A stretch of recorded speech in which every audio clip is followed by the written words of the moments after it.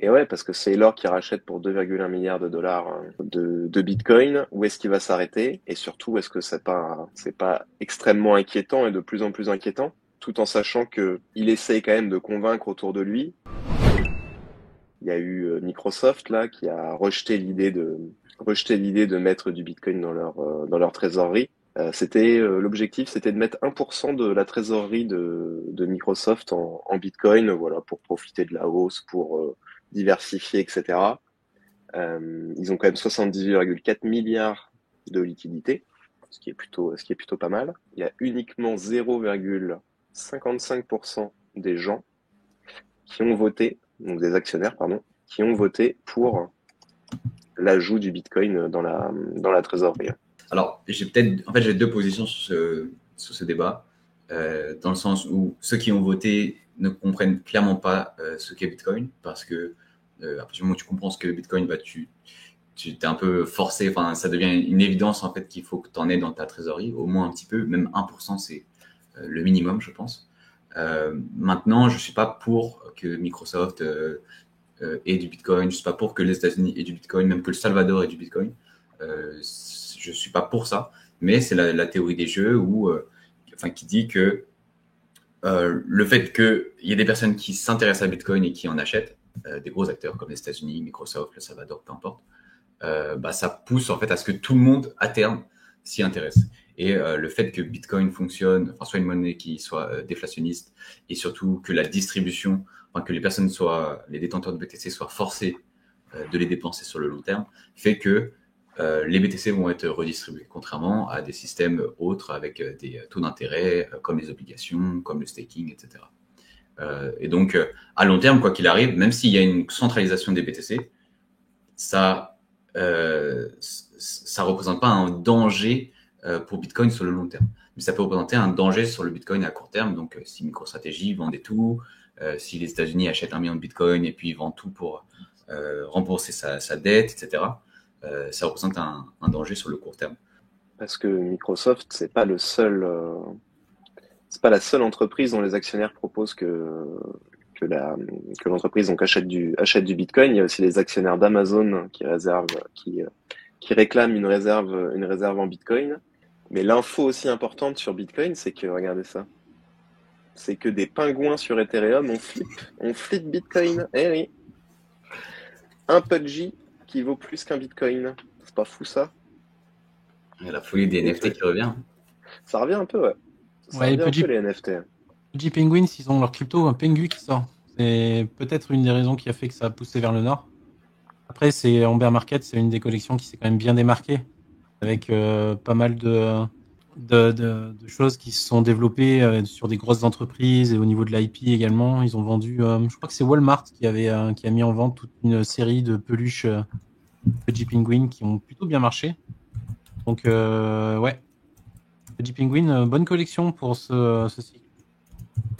Ouais, bah, le fondateur, Lucas Netz, il lance aussi une blockchain, là. Il lance Abstract, qui est une blockchain qui a pour ambition bah, de permettre aux gens de l'utiliser de manière extrêmement simple, entre guillemets. Donc, c'est tout ce qui tourne autour de Lock-on Abstraction. Comment est-ce qu'on améliore l'utilisation d'une blockchain? Là, on parlait du retour des NFT. Là, ouais, il y a un petit pump sur les volumes. Après, on est loin. Attends, là, on est en quelle année, là? Même en début 2024. Oh non, peut-être début 2024, il y avait aussi ah bah, quand le marché avait un peu repris, mais on est extrêmement loin de la hype qu'on a connue sur l'année 2022. Ah, en fait, en 2024, c'était sur Bitcoin, donc ça devait être les ordinals et les runes.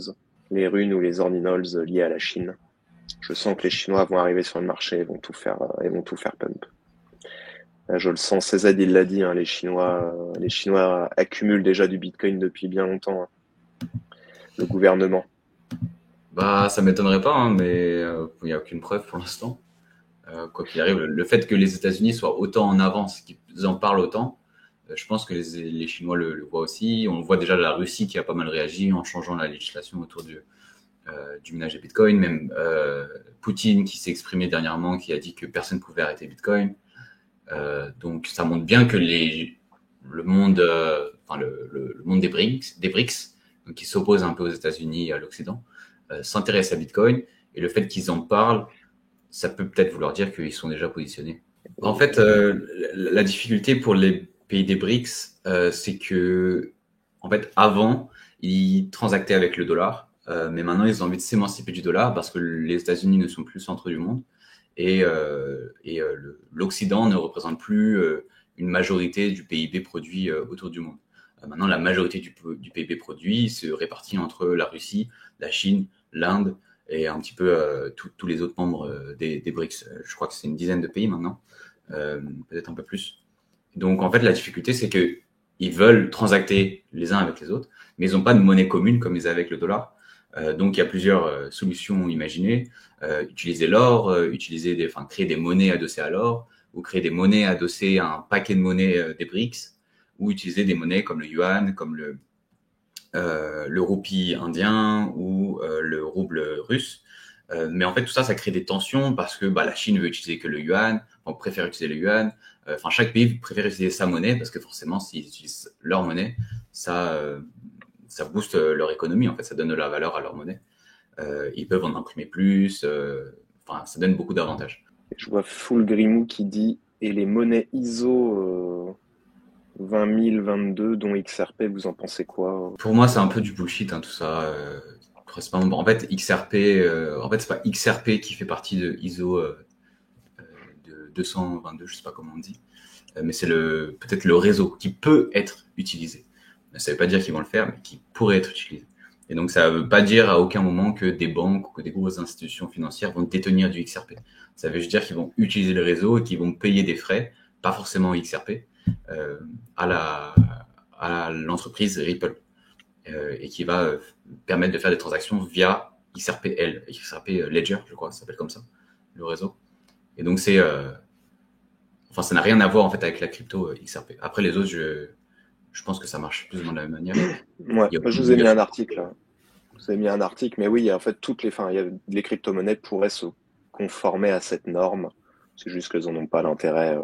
C'est juste que Ripple ou le XLM de Stellar, par exemple, le XRP ou le XLM, sont un peu leurs utilisateurs ou les personnes qui ciblent, ça va être ce type d'entreprises-là qui doivent se conformer à des régulations et à des normes assez strictes pour tout ce qui va être les transactions financières, système de règlement, etc. Ok, je pense qu'on a fait un petit tour d'horizon. Je sais pas si vous aviez encore quelques sujets que vous souhaitiez aborder. Et si vous avez des questions dans le chat, n'hésitez pas non plus. Hein. Ouais, je voulais parler un peu des meme coins parce que et globalement la hype elle est un peu en train de retomber. Tu l'as évoqué tout à l'heure. Ça reste quand même une narrative qui risque d'être intéressante pendant ce bull run. Et le fait que les gens finissent par se désintéresser de cela ne peut que relancer le narratif. Et surtout, on a vu dernièrement quelques initiatives qui font que certaines entreprises sont en train de s'accaparer un peu les mêmes coins. Et on a parlé, tout à l'heure, j'ai vu brièvement dans le chat de quelqu'un qui parlait du PPU, du PP Unchained. On en avait parlé ensemble, Robin, là, puisque ça avait été pas mal poussé par des médias et on se posait la question de savoir si c'était un scam ou pas. La finalité, c'est que il n'est pas dispo sur CoinGecko, j'ai regardé tout à l'heure. La finalité, c'est que le projet a délivré son token et qu'au final, les gens ne se sont pas fait scam, donc c'est une bonne nouvelle. Maintenant, on va voir l'avenir du truc. Et j'ai surtout vu dernièrement passer Monkey. Je vais mettre le lien. Monkey, c'est un projet qui a été poussé par Animoca Brands. Donc il y a d'autres acteurs dedans. Et donc c'est quand même des grosses structures. Et en partenariat avec pas mal d'exchanges, dont Binance, KuCoin. Je vais essayer de retrouver le post. Et alors, je vous dis pas ça pour que vous jetiez là-dessus, évidemment. Mais juste, je trouve que c'est intéressant de voir comment les choses évoluent et de se dire que maintenant, il y a peut-être des structures qui vont chercher à développer du meme coin dans le but, évidemment, de faire de l'argent. Et que ce narratif, au départ, qui était tout à fait louable du meme coin qui démarrait sans VC, sans l'envie, d'une certaine manière, de dumper sur le nez de la communauté, pouvait un peu évoluer. Alors, peut-être un peu utopiste en pensant que les gens ne créent pas des meme coins pour faire de l'argent, mais je trouve que c'est un peu en train d'évoluer. Je te le mets dans le chat. Et d'ailleurs, on l'avait abordé il y a 2 mois quasiment avec Théo qui avait fait un assez bon article pour dire est-ce que vraiment les meme coins sont décentralisés au final. Et on se rend compte que en fait, les meme coins sont pas forcément décentralisés parce que justement, tu as des grandes structures, alors, soit des grandes structures qui commencent à se positionner, des meme coins qui commencent à faire des ICO. Bon, après, tu as Bonk, tu vois, ou d'autres projets comme ça qui ont quand même des structures derrière avec des budgets marketing, ce genre de choses-là. Bonk, Floki qui font des partenariats. Donc même là, on est assez loin du meme coin comme Doge qui vraiment était ultra décentralisé. C'est les gens qui étaient impliqués dans le projet. Quand je veux dire impliqués, c'est-à-dire qui ont acheté des tokens, qui allaient lancer des initiatives. Là, on a des gens qui sont certainement même employés par le projet pour aller pour aller faire des partenariats, etc. On commençait à avoir des fonds aussi qui se spécialisaient là-dedans et des entités plus ou moins légales qui se spécialisaient dans le lancement de mèmes, dont ils possédaient la quasi-totalité de la supply et qui ensuite dumpaient sur les gens pour générer des profits. Donc, effectivement, attention avec cette utopie des meme coins décentralisés. Moi, je voulais juste parler d'une toute dernière chose qui est en rapport avec Cryptost et qui est en rapport avec le journal de fin d'année. Donc, on a le 5e journal qui va sortir et qui vous sera envoyé pour ceux qui l'ont commandé début d'année prochaine en janvier avec une magnifique une du déni à l'acceptation. Voilà comment Bitcoin était renié au tout début. Donc, les étapes du deuil. Comment est-ce qu'au début on est dans le déni et après on n'a plus le choix, on accepte. Et donc dans ce journal-là, on aura pas mal d'articles exclusifs. On va revenir un petit peu sur ce qui a fait 2024 et ce qui fera 2025. Donc voilà, pour ceux qui voudraient se procurer une parcelle ou commander le journal, je vous ai mis le lien dans le chat. Bon, en tout cas, sur ce, moi je vais vous souhaiter un bon appétit si vous n'avez pas encore mangé, Coban et Marius. Et puis à tout le monde, une bonne après-midi et puis à la semaine prochaine. Du coup. Bon appétit à toi et à la semaine prochaine. Salut les gars, salut à tous. Ciao. Ciao, ciao. Ciao, bye.